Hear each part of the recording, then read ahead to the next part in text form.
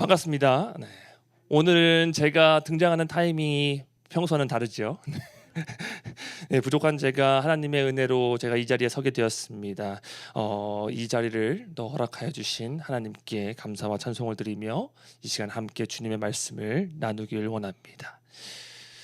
오늘 본문의 말씀인 에베소서 6장 1절에서부터 9절까지의 말씀을 읽었습니다. 오늘 본문의 말씀을 읽으실 때에 성도님들은 어떠한 생각을 하셨습니까? 큐티인에서 에베소서 말씀을 한다던데 드디어 올 게 왔구나. 뭐 애들이 있는지 모르겠지만 얘들아 일어나봐. 너희가 들어야 될 얘기야. 그렇죠? 아니면 난 아쉽다. 나 애들 안 데리고 왔는데. 아니면은 저 전도사는 어느 편에 서서 이거를 이야기를 할 것인가? 자녀의 편에 서서 이야기를 할 것인가? 부모의 편에서 이야기를 할 것인가? 혹시 이런 생각들을 하실까요? 아쉽게도 제가 그 기대에는 충족을 시켜드리지 못할 것 같습니다. 우리 모두가 그렇듯 저는 누구의 편이 아닌 하나님의 편에 서서 이 말씀을 전해야 되기 때문입니다. 제가 그렇게 말씀을 나눌 수 있도록 이 시간 함께 기도해 주시면 감사하겠습니다. 오늘 본문에 들어가기에 앞서 한 가지 질문을 드리고 싶습니다. 우리 성도 여러분들은 하나님을 어떻게 알고 계십니까?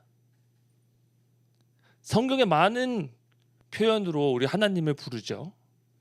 우리 아바 아버지, 만왕의 왕, 온 만물의 창조주, 이런 등으로 우리는 하나님을 고백합니다. 수많은 고백 중에서 오늘의 말씀은 어떠한 하나님을 이야기합니까? 모든 질서의 주관자이신 하나님을 이야기합니다. 어떤 질서가 있으려면 먼저는 무언가가 만들어져야 됩니다. 이 세상은 하나님의 놀라우신 계획 가운데 그의 전능하신 손으로 지음을 받았습니다. 믿습니까? 아멘. 또 그리고 창조되어진 모든 만물 가운데에 하나님의 질서가 세워졌습니다. 이 또한 믿으십니까? 아멘. 어떠한 말씀에 우리는 이 믿음을 둡니까? 이 말씀은 아무리 성경 말씀의 그 마음이 관심이 없는 아이라도 다 외우는 말씀인데요. 창세기 1장 1절의 말씀입니다. 태초에 하나님이 천지를 창조하시니라. 아멘. 하나님께서 세상을 지으실 때에 또 하나님의 계획대로 또 빛과 어둠을 해와 달로 다스리게 하시고 바다와 하늘의 생물을 지으시고 땅의 동물들을 지으시고 또 뿐만 아니라 그분의 형상을 닮은 인간으로 하여금 그것을 다스리게 하신 것 모두 하나님께서 세우신 질서입니다. 뿐만 아니라 여자와 남자가 부모를 떠나서 하나가 되게 하사 가정을 세우게 하신 것 또한 그 가정들이 모여서 나라가 되게 하시고 교회가 되게 하신 것 또한 하나님의 질서 가운데 이루어진 일입니다. 우리가 비록 죄를 지음으로 그 질서와는 어긋나게 살아왔지만 신실하신 하나님은 그럼에도 불구하고 우리로 하여금 그 질서의 주인 되신 하나님으로 우리의 시선을 계속해서 향하도록 우리에게 권면하십니다. 그리고 아둔한 우리를 위하여서 하나님께서는 우리의 삶 곳곳에서 하나님의 질서를 발견하도록 많은 장치를 세우셨습니다. 어떤 장치들이 있을까요? 일단 먼저 말씀을 보게 되면 하나님은 우리에게 십계명을 통하여서도 율법을 통하여서도 그리고 더욱이는 옛 언약을 폐하시고 새 언약 대신 그리스도를 통하여서도 모든 질서의 주관자이신 하나님 되심을 드러내셨습니다. 그러므로 세상의 질서는 하나님의 질서를 기반으로 세워졌음을 우리는 인정해야 합니다. 그 기반된 질서를 오늘날에 우리가 살아가고 있습니다. 그렇다면 이 진리 속에서 우리는 오늘날 어떻게 살아가야 되겠습니까? 오늘의 본문 함께 보며 우리의 삶에서 적용할 수 있는 하나님의 질서를 함께 발견해야 했으면 좋겠습니다. 오늘의 말씀은 하나님의 질서를 여러 예를 통하여 드러냅니다. 자녀와 부모, 종과 상전을 통해서 나타나는 하나님의 질서입니다. 이 말씀을 통해 우리에게 이야기하는 하나님의 질서의 권면을 우리가 발견하였으면 좋겠는데요. 이것을 두 가지로 살펴보면 좋겠습니다. 첫 번째 권면은 바로 주께 하듯 하라입니다. 이 하라라는 동사는 다시 말하면 죽게 하듯 순종하라, 죽게 하듯 섬기라 라고도 표현될 수 있겠습니다. 오늘 본문 말씀에는 섬기는 자와 다스리는 자가 나오죠. 섬기는 자로는 가정 안에 자녀와 종이 될 수 있고요. 다스리는 자로는 상전과 또 가정의 안에 부모가 될 수 있습니다. 순종하라 섬기라라는 말씀은 주로 섬기는 자, 즉 사회적으로 약한 자를 향한 명령입니다. 이 메시지가 우리에게 직접적으로 다가오는 이유는 우리가 다스리는 자 이전에 먼저 섬기는 자로 지음을 받았기 때문입니다. 우리는 누구를 섬기는 자로 지음을 받았을까요? 하나님을 섬기는 자로 지음을 받았습니다. 이런 하나님과 우리 사이는 특별한 관계입니다. 이 하나님의 은혜로 우리는 하나님과의 특별한 관계를 통해 하나님을 특별한 호칭으로 부를 수 있습니다. 어떻게 부를 수 있습니까? 하나님 아버지라고 부를 수 있게 됐죠. 그러나 우리는 아두나야서 이 자녀된 본분 또한 때때로는 망각할 때가 있습니다. 하지만 이 믿음 없는 우리를 위하여서 하나님께서는 우리의 삶의 가정이라는 것을 허락하심으로 하나님의 질서를 항상 깨닫게 하시죠. 1절 말씀을 함께 봅니다. 자녀들아 주 안에서 너희 부모에게 순종하라 이것이 옳으니라 라고 나옵니다. 이 똑같은 본문을 바울은 골로새서에서도 이야기를 하는데요. 골로새서 3장 20절 말씀입니다. 자녀들아 모든 일에 부모에게 순종하라 이는 주 안에서 기쁘게 하는 것이니라. 이 비슷한 두 말씀을 종합해 보면 자녀들이 부모에게 순종하는 모습이 옳다. 즉 이 당시의 그 모습의 이 당시에 유대인들이 제일 가치를 두는 의로운 모습이며 이 자녀가 부모에게 순종하는 것이요. 또한 이것이 주님을 기쁘게 하는 모습이라는 것이죠. 이 순종의 모습이 하나님 보시기에 옳은 이유는 우리가 부모님께 순종함으로 하나님의 권위를 인정하는 태도를 우리가 배우기 때문입니다.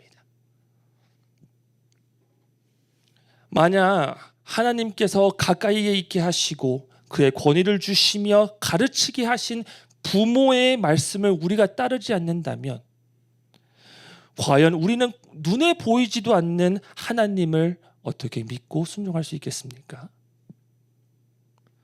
부모에 대한 순종은 즉 하나님의 뜻을 따르는 순종의 모습 중 일부라고 할 수 있습니다.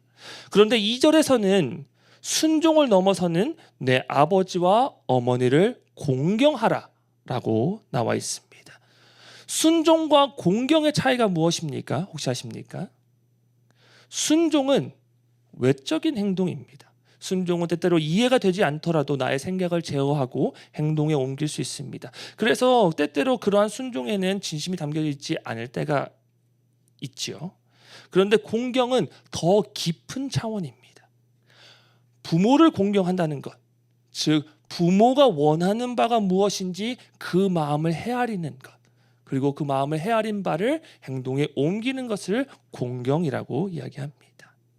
이 부모 공경은 하나님의 계명에서 요구되는 것이죠.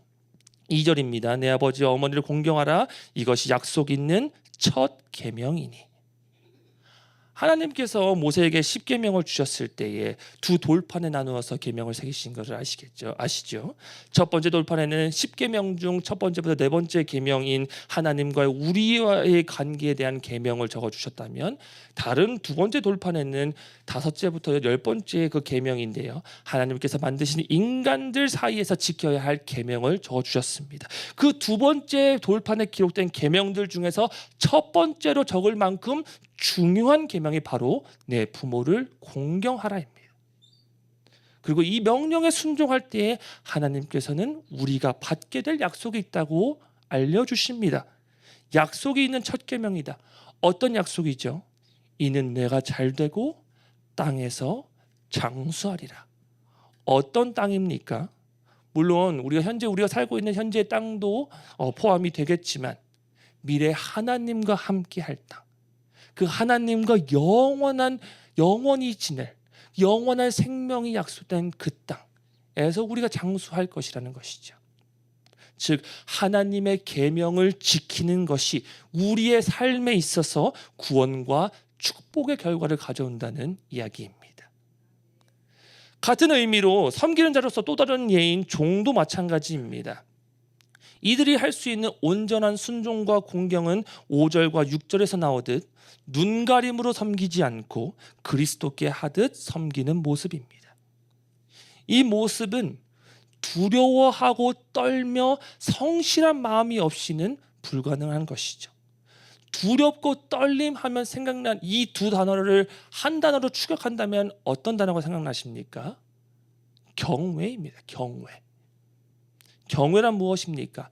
두렵고 떨린 마음 가운데에 그리스도에 대한 존경의 태도를 취하는 것이죠.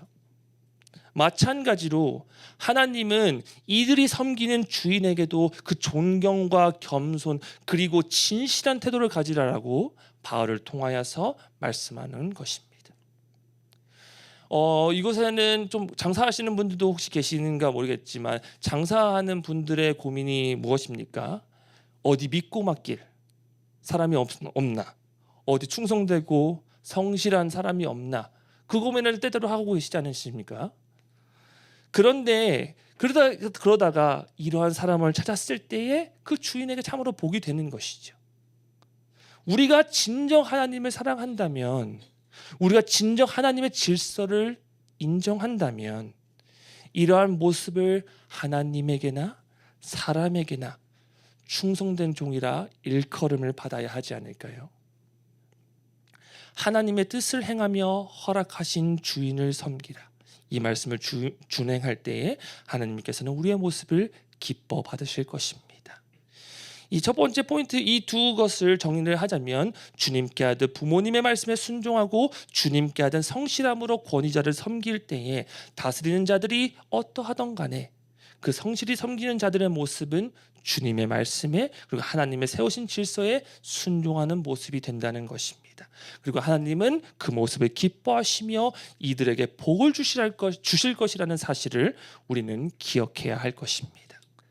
하나님의 질서에 순종할 줄 아는 우리 사랑하는 빈내리 성도님들이 되기를 기도합니다. 네. 두 번째 권면은 주가 하셨듯 하라입니다.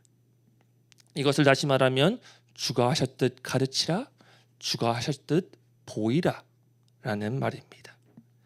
가르치라, 보이라 라는 말씀은 즉 사회적으로 강한 자를 향한 하나님의 메시지입니다. 오늘 본문에 나오는 다스리는 자의 모습이 바로 부모와 상전이죠. 먼저 좀 부모에게 주어진 질서의 명령부터 한번 함께 볼까요? 4절입니다. 4절에는 또 아비들아 자녀를 노엽게 하지 말고 주의 교훈과 훈계로 가르치라 라고 말씀하십니다. 자녀를 노엽게 하지 말라라는 것은 도대체 어떻게 하는 것입니까? 질문을 살짝 바꿔보자면 역으로 질문해 보면 어떨 때 우리는 자녀를 노엽게 합니까? 우리의 분대로, 욕심대로 아이들을 다스리고자 할 때 자녀들이 노였던 경험들을 다들 경험하셨을 것입니다. 아니면 요즘은 세대가 바뀌어서 그런 것일까요? 요즘은 부모가 자녀에게 순종하는 세대가 된 것 같습니다. 자녀들을 노하지 않겠다고 하는 명목하에, 자녀들의 의견을 존중하겠다고 하는 명목하에 우리는 필요한 교육도 하지 않을 때가 있지는 않습니까? 참 이 기준을 찾는 것이 쉽지는 않습니다. 훈계 중 아이들이 속이 상하고 기분 나빠하고 눈물을 흘릴 때도 있습니다. 그럴 때마다 부모된 우리의 마음도 힘들어집니다. 저에게도 2살짜리 딸 아이가 있는데 저조차도 아이에게 교육을 할 때에 아이가 눈물을 흘리면 과연 내가 자녀를 노엽게 하는 것은 아닌지, 내가 자녀들을 내 마음대로 내 분대로 내 기분대로 다스리고자 하는 것이 아닌지라는 생각을 많이 하게 됩니다. 그렇다고 해서 옳은 것을 옳다, 아닌 것을 아니다라고 교육을 하지 않으면 안 된다는 거죠. 히브리서 12장 7절에서 8절 말씀입니다. 너희가 참음은 징계를 받기 위함이라 하나님이 아들과 같이 너희를 대우하시나니 어찌 아버지가 징계하지 않는 아들이 있으리요. 징계는 다 받는 것이거늘 너희에게 없으면 사생자요 친아들이 아니니라. 이 말씀처럼 우리는 그럼에도 우리의 마음이 힘들더라도 자녀들에게 필요한 교육을 해야 합니다. 그러나 무엇으로요? 나의 엄격한 기준이나 생각이나 나의 컨디션이나 기분이나 감정이 아닌 오직 주의 교훈과 훈계로 그들을 다스려야 합니다. 하나님께서 나에게 맡겨주신 자녀가 하나님의 질서 안에 세워짐을 기억하고 주의 말씀과 사랑으로 그들을 가르쳐야 한다는 것입니다. 그러려면 그 말씀을 가르치려면 어떻게 해야 됩니까? 부모된 우리가 먼저 하나님의 교훈을 삶에서 살아내야 하는 것이죠. 이것이 우리가 부모로서 할 수 있는 가장 훌륭한 교육입니다. 자녀들은 부모의 등을 보고 배운다는 그 말이 있습니다. 하나님의 말씀을 깊이 알고 그 말씀에 근거한 순종해 본, 공경해 본, 사랑해 본, 그러니까 하나님의 그 사랑의 명령을 순종함으로 살아내는 것, 그것을 보여주는 것이 우리가 주의 교훈과 훈계로 가르치는 가장 확실한 방법입니다. 우리의 입으로, 우리의 행동으로 그 아이들에게 그 본을 보여주는 것이 가장 확실한 교육입니다. 저에게도 어렸을 적 한 가지 기억에 남았던 저희 어머니의 훈계 방법이 있습니다. 먼저 사건의 발단은 학원비 삥땅 사건인데요. 제가 어렸을 적에 학원비를 본의 아니게, 일부러가 아닙니다, 본의 아니게 삥땅을 친 적이 있습니다. 사실 어머니께서 학원비를 가방에 넣어주시고 이거 학원비를 내라 했는데 이제 제가 그것을 까먹은 거죠. 제가 그러고서는 이제 몇 달이 지났습니다.